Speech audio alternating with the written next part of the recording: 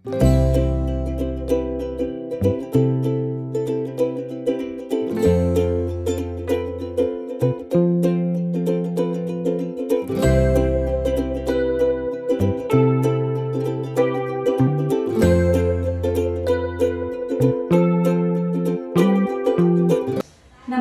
मैत्रिणींनो, मी आहे प्राची आणि आज मी तुमच्यासोबत शेअर करणार आहे माझं रात्रीचं किचन क्लिनिंग रुटीन।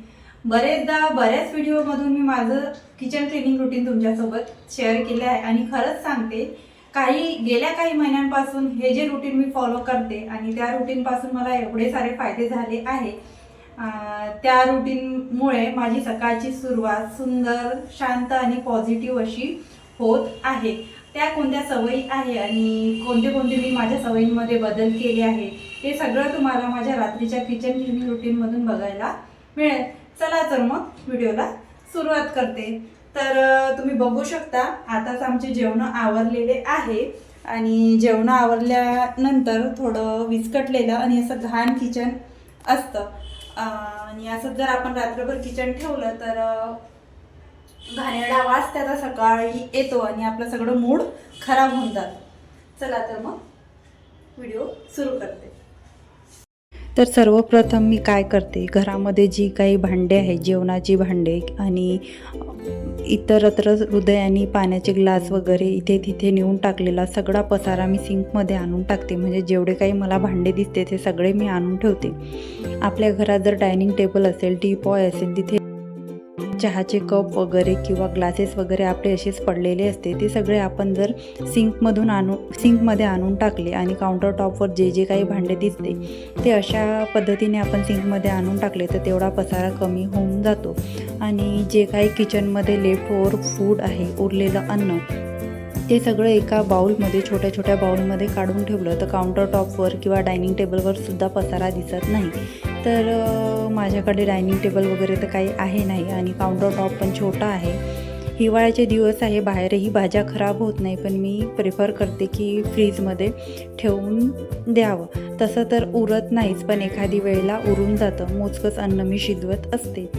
तर सिंकमध्ये भांडे टाकल्यावर सगळ्या भांड्यांमध्ये पाणी टाकून ठेवणे स्टेप 2। कारण असं केल्याने काय होतं, जे काही भांड्यांमध्ये अन्न भांड्यांना चिकटलेलं आहे आणि ड्राय झालेलं आहे ते निघण्यास मदत होते आणि जास्त भांडे घासण्यात एफर्ट्स घ्यायला आपल्याला लागत नाही।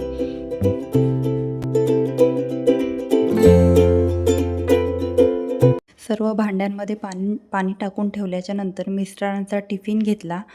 टिफिन काचेचा असल्यामुळे मी तो असा हलगर्जीपणाने काढत नाही किंवा काउंटर टॉपमध्ये असाच ठेवत नाही, कारण माझ्या हातातून घसरण्याची मला घाईघाईत खूप भीती वाटते, त्यामुळे मग मी टिफिन नंतरच वर घेते। तर टिफिन मी तुम्हाला दाखवत आहे। मी तुमच्यासमोर आताच ओपन केला की टिफिन एकदम क्लीन होता, मिस्टरांनी तो वॉश करून आणलेला होता। काचेचा टिफिन व्यवस्थित जागेवर ठेवल्यानंतर मी इथे लिक्विड सोप घेत होते, तर लिक्विड सोप संपलेली होती। तर चला म्हटलं आता वेळ आहे ते लिक्विड सोपसुद्धा भरून घेऊया, कारण ही जी कामे आपण रात्री जर करून ठेवली तर सकाळच्या घाई गडबडीत आपल्याला एकदम धावपळ होत नाही। तर अशी छोटी मोठी कामे जी आहेत ते मी रात्रीच्या रुटीनमध्ये करत असते। तर हे जे काही पाणी भांड्यांमध्ये टाकून ठेवलेलं होतं ते सगळं भांड्यांमधून काढून घेतलं आणि बघितलं थोडं फार काही खरकटं भांड्यांमध्ये आहे का। सगळं खरकटं कचरा घरामध्ये जे काही आहे ते सगळं आपण रात्रीच बाहेर काढून फेकलेलं बरं, कारण मग ते जर रात्रभर किचनमध्ये राहिलं किंवा घरामध्ये राहिलं तर त्याचा पट वास घरामध्ये येतो आणि त्यानंतर किडे, मुंग्या आणि असे पाखरं आपल्याला घरामध्ये किंवा किचनमध्ये आणि सिंक एरियामध्ये दिसतात। आणि तो जर वास आपल्याला सकाळी उठल्याबरोबर आला तर एकदम असं डोक्यात जातं आणि मूडच आपला खराब होतो। त्यानंतर ही जी लिक्विड सोपची बॉटल होती ती सुद्धा वॉश करून घेतली, म्हणजे आपण अशी छोटी मोठी कामे बॅक टू बॅक केली तर आपल्याला एकदम जास्त असा कामाचा लोड येत नाही। नंतर थोडं लिक्विड घेऊन भांडे घासायला सुरुवात करते। तर थोडं लिक्विड सोप घेतलं आणि ते पाण्यामध्ये डायल्यूट केलं। त्यानंतर जे काही सोपे भांडे आहे, म्हणजे जे काही भांडे घासण्यासाठी एफर्ट्स मला लागत नाही ते भांडे मी आधी घासण्यासाठी घेतले आणि जे काही जास्तच खरकटे झाले आहे भाजीचे वगैरे आणि कुकर वगैरे याला थोडा जास्त वेळ लागतो, थोडे जास्त एफर्ट्स लागतात। ग्लास वगैरे कप वगैरे इझिली घासल्या जातात आणि ताटं प्लेटंसुद्धा इझिली घासल्या जातात. तर अशा पद्धतीने मी भांडे इथे घासून घेते.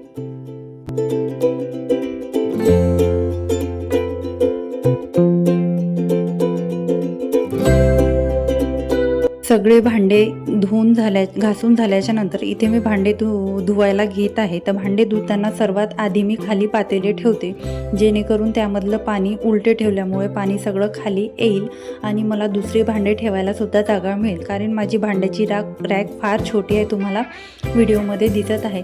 आणि जे भांडे असे उभे करून ठेवता येईल ते उभे करून ठेवत आहे, जेणेकरून त्या भांड्यांमधलं ताटांमधलं पाणी असं निथळून खाली येईल.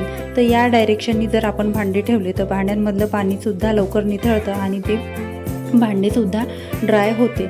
आणि मी असा प्रयत्न करते की एका वेळेत लागणारे भांडे मी एका साईडनी ठेवते आणि एकासोबतच ती भांडी धुते. म्हणजे ग्लासच्या जागेवर आणि जे सगळे डबे होते ते एका लाईनने. सकाळी मला उचलताना काचेचे भांडे मी एकदम आधी उचलून ठेवते, नंतर मग बाकीचे भांडे चम्मच, स्पॅच्युला, स्पून वगैरे सगळे एका साईडनी ठेवून देते. म्हणजे भांडे जरी मला लावायचे आहे तर मी एका दमात ते सगळे उचलून स्पूनच्या तिथे ठेवते. आणि सर्वात लास्टला मी हा कुकर ठेवते. कुकर ठेवायला जागाच उरलेली नव्हती, पण कसाबसा ठेवला.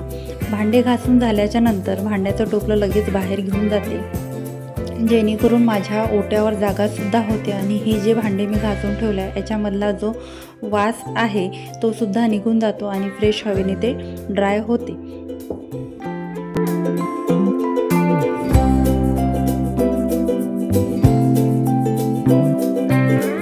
आता नंतरची स्टेप म्हणजे माझं किचन काउंटर क्लीन करणे आणि गॅसची शेगडी क्लीन करणे.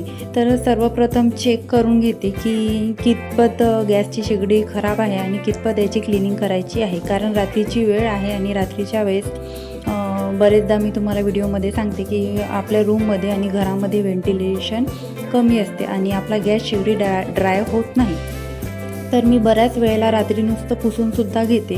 पण ज्या दिवशी मला असं वाटलं की मला गॅस शेगडी घासायची गरज आहे त्या दिवशी मी थोडंसं लिक्विड सोप सॉफ्ट घासणीवर घेऊन सॉफ्ट घासणीने पूर्णपणे हलक्या हाताने घासून घेते, जेणेकरून काय होते तेलकट चिकट जे भाजीचं उरलेलं असतं ते सगळे डाग निघून जाते.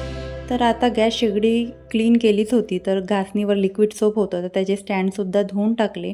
म्हणजे हातोहात दुसरंसुद्धा काम होऊन जातं, आपल्याला जास्त काही एफर्ट्स घ्यायची गरज नाही आणि लिक्विड सोपचा पण यूज होऊन जातं.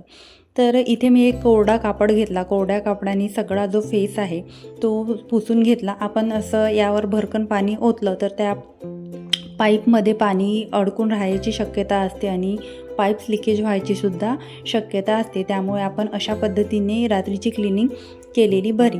तर कापड धुवून परत एकदा चांगला पिळून मी अशा पद्धतीने पुसून घेत असते. काही वगळे उमटत नाही.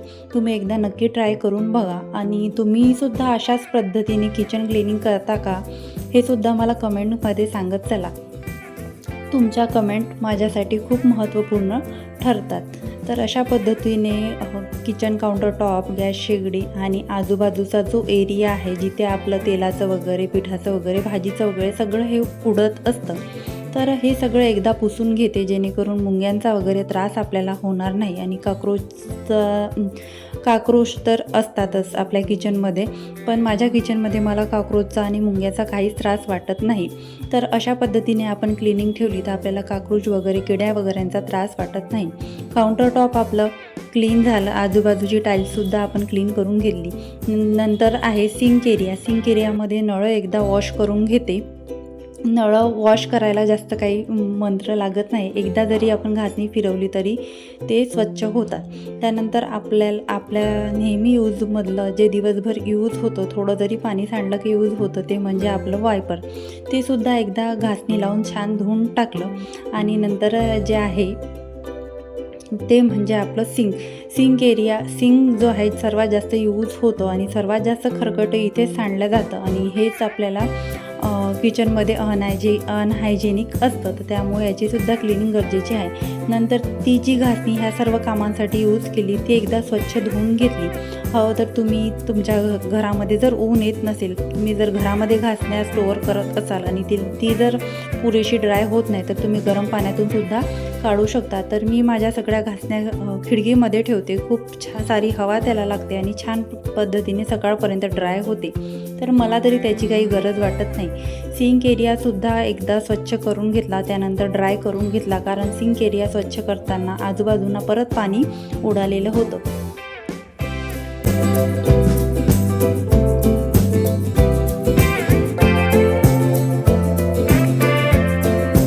तर अशा पद्धतीने संपूर्ण किचन काउंटर क्लीन करून टाकलं आणि जो काही कपडा आणि काही आपण यूज करतो क्लिनिंगसाठी ते सगळं वॉश करून ठेवून दिलं. म्हणजे तो कापडसुद्धा धुवून बाहेर टाकून दिला. किचन क्लिनिंग तर आपली इथे झाली होती, पण ज्या काही आपले तेलाच्या वगैरे डबे आहे, मिठाच्या वगैरे, ज्याला आपण हात लावतो आणि तेल त्याच्यावर असं पाजरत असतं, तर ते सुद्धा एक टिश्यू पेपर घेतला, त्याचे 2 भाग केले आणि त्या टिश्यू पेपरनी ते जे छोटं तेलाचं बुटलं आहे माझं ते सगळं ते पुसून घेतल्यानंतर मोठी तेलाची केटल तेल घेता त्यावर ते सांडल्या जातं आणि ते उतरलं जातं. त्यानंतर दुसरा तुकडा घेतला टिश्यू पेपरचा आणि सगळ्या ज्या भरण्या आहे लोणच्याच्या आणि मिठाच्या, ज्याला हात लागलेले आहेत, जे यूजमध्ये आलेले आहेत, त्या सगळ्या भरण्या पण सुद्धा पुसून घेतल्या. असं आपण वेळच्या वेळी आणि रोज आपण सवयी लावल्या आणि आपल्या रुटीनमध्ये ठेवल्या तर आपल्याला एकदम अशी क्लिनिंग करायची गरज पडत नाही आणि सकाळीसुद्धा खूप जास्त क्लिनिंग करायची गरज पडत नाही. ही सगळी क्लिनिंग करतपर्यंत बाहेरून मी हे स्टँड घेऊन आली शेगडीचे आणि ते सुद्धा लावून गेले, छान लावून घेतले. ते सुद्धा छान प्रकारे ड्राय झाले होते. नंतर आहे किचन क्लिनिंग झाल्यानंतर माझं रात्रीचंच रुटीनमध्ये येतं जे आहे ड्रायफ्रूट्स भिजत घालणे. 4-5 बदाम, थोडेफार मनुके आणि थोडेफार पम्पकिन सीड मी भिजत टाकत असते. हृदयाला सुद्धा आवडतं भिजत घातलेले ड्रायफ्रूट्स. ती ड्राय पण खाते, पण आम्ही प्रेफर करतो की तिला भिजत घातलेले द्यावं. तर अशा पद्धतीने भिजत घातले आणि हा कपसुद्धा साईडनी ठेवून दिला.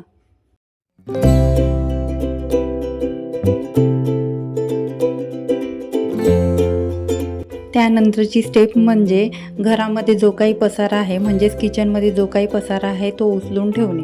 हा जो मिस्टरांचा डबा आहे तो तिथे खालीच ठेवून असतो, कारण तो काचेचा असल्यामुळे वर ठेवत नाही, मी खालीच ठेवत असते. तर ती केस पण तिथे खालीच असते, तिलासुद्धा तिच्या जागेवर ठेवून दिलं. आणि तो जो टेबल आहे तो स्टूल हृदया इकडून तिकडे फिरवत असते आणि आता ती नवीनच शिकली. त्या स्टूलवर उभे राहणे आणि काउंटर टॉपवर चढणे. नंतर फ्रीजवर सुद्धा एकदा बघितलं, फ्रूट्स वगैरे झाकून आहे का याची खात्री केली. काही पसारा होता तो सगळा व्यवस्थित ठेवून दिला, म्हणजे सकाळी एकदम असा पसारा उचलण्याची गरज नाही. ह्या सगळ्या गोष्टींना अगदी 1-2 मिनिट लागत असतात आणि ह्या सगळ्या गोष्टी केल्यानंतर आपल्याला खूप समाधान वाटत असतं.